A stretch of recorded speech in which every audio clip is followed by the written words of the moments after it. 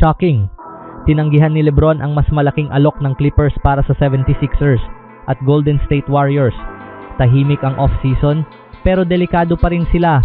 Ito ang 5 dahilan kung bakit hindi dapat maliitin ang Warriors ngayong season.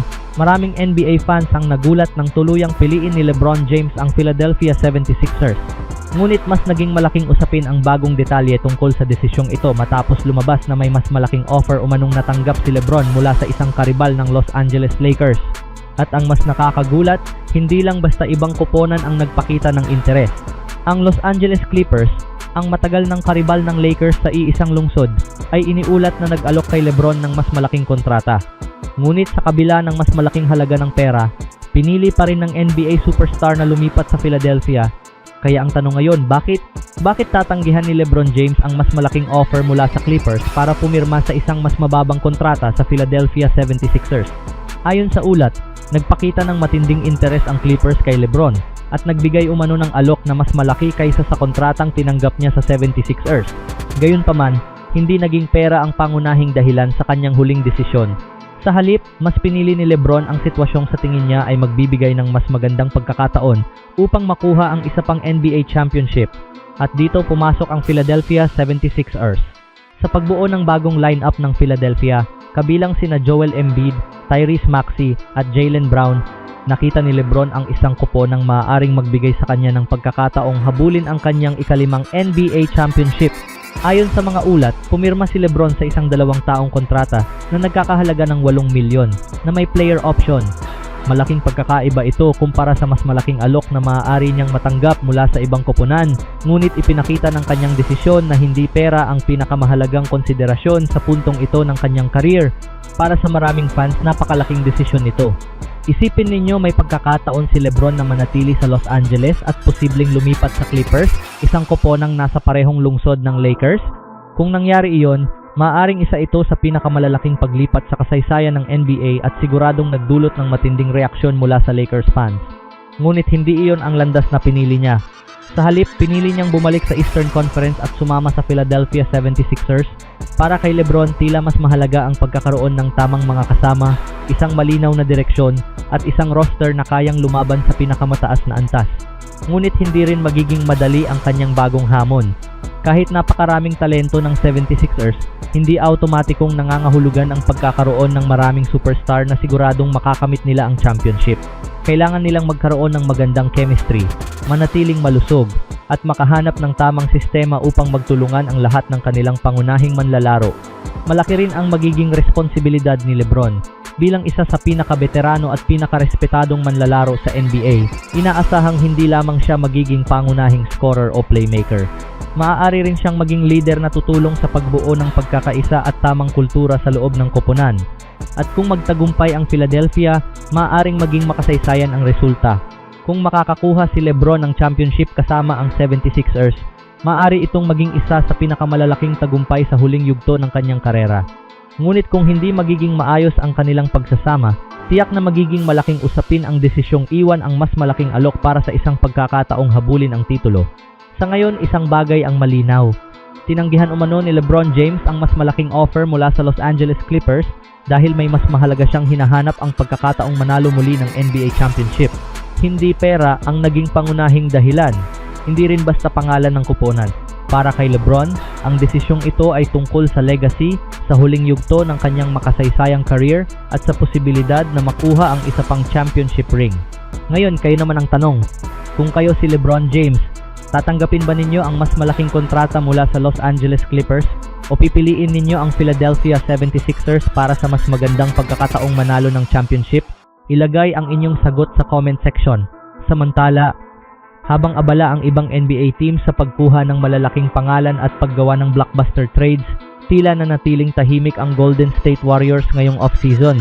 Dahil dito, maraming fans ang agad na nagsabing wala ng pag-asa ang Warriors na makabalik sa championship race. Pero sandali lang, paano kung ang katahimikan ng Golden State ay hindi nangangahulugang wala na silang laban? Paano kung mayroon pa ring mga dahilan para maniwalang mas magiging malakas sila ngayong season kahit wala silang bagong superstar? Iyan ang tanong na ngayon ay pinag-uusapan ng maraming Warriors fans at NBA analysts. Sa unang tingin, maaring isipin ng marami na halos walang nagbago sa Golden State. hindi nila nakuha si LeBron James. Hindi rin natuloy ang mga usap-usapan tungkol kina Anthony Davis at Jaylen Brown. Sa halip, pinili ng Warriors na panatilihin ang karamihan sa kanilang core players at magdagdag lamang ng ilang piraso sa roster. Ngunit ayon sa ilang pagsusuri, hindi ibig sabihin nito ay pareho na rin ang magiging resulta nila sa susunod na season. Isa sa pinakamalaking dahilan ng optimism ay ang kanilang first round draft pick na si Yaxel Lendeborg. Bagamat rookie pa lamang siya, marami ang naniniwalang isa siya sa pinaka-NBA ready na manlalaro sa kanyang draft class. Dahil sa kanyang mahabang karanasan sa college basketball, inaasahang mas mabilis siyang makakaangkop sa laro sa NBA kumpara sa karaniwang rookie. Kung agad siyang makapagbibigay ng solidong depensa, rebounding at enerhiya mula sa bench, maaari siyang maging isa sa pinakamalaking sorpresa ng season para sa Golden State. Ngunit hindi lamang si Lendeborg ang dahilan ng pag-asa. Malaki rin ang inaasahan ng Warriors kay Kristaps Porzingis. Noong nakaraang season, hindi naging madali para sa kanya ang pananatiling malusog. Ngunit kung makakalaro siya sa halos buong season, maaari niyang ibigay sa Warriors ang interior scoring, rim protection, at floor spacing na matagal na nilang hinahanap. Bukod dito, umaasa rin ang Warriors na may isa o higit pang batang manlalaro ang magkakaroon ng breakout season. Kabilang sa mga madalas mabanggit sina Brandin Podziemski, Gui Santos, at Will Richard. Kung isa sa kanila ang makagawa ng malaking hakbang sa kanilang development, maaari itong magbigay ng panibagong lakas sa rotation ng koponan. Isa pang mahalagang pagbabago ay ang coaching staff. Patuloy na mamumuno si Steve Kerr, ngunit mayroon na siyang karagdagang suporta mula sa veteranong coach na si Frank Vogel. Umaasa ang Warriors na ang bagong kombinasyon ng kanilang coaching staff ay makatutulong upang mapaganda ang depensa at makagawa ng mga kinakailangang adjustment sa buong season. At syempre, may isang bagay na hindi maaaring baliwalain, ang kalusugan ng kanilang mga pangunahing manlalaro. Noong nakaraang season, malaki ang naging epekto ng mga injury sa Warriors. Kapag nanatiling malusog sina Stephen Curry, Kristaps Porzingis, at ang iba pang mahahalagang manlalaro, naniniwala ang ilan na ibang Warriors team ang makikita ng NBA ngayong taon.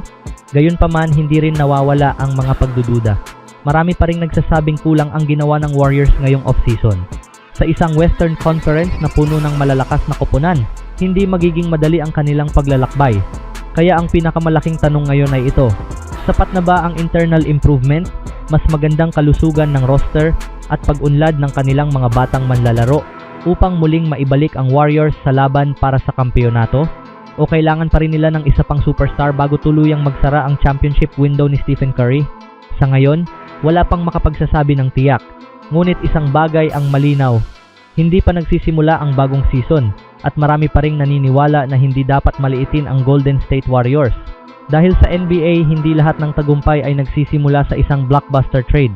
Minsan, nagsisimula ito sa pagbuti ng mga manlalarong mayroon ka na. Ano sa tingin ninyo? Sapat na ba ang kasalukuyang roster ng Golden State Warriors para makabalik sa playoffs at lumaban para sa kampeonato?